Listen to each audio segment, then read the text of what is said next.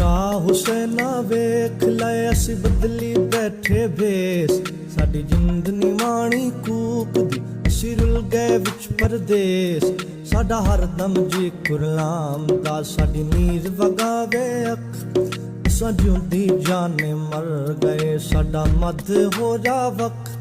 सानू सप सवे दा डंग दा सानू पल पल चढ़दा जहर साडे अंदर वेले शौक दे ते जंगल बन गए शहर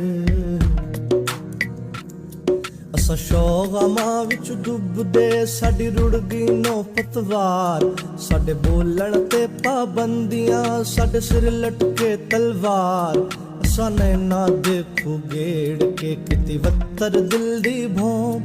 ए बंजर रे नी मानणे सानू सज्जण तेरी सौंप असां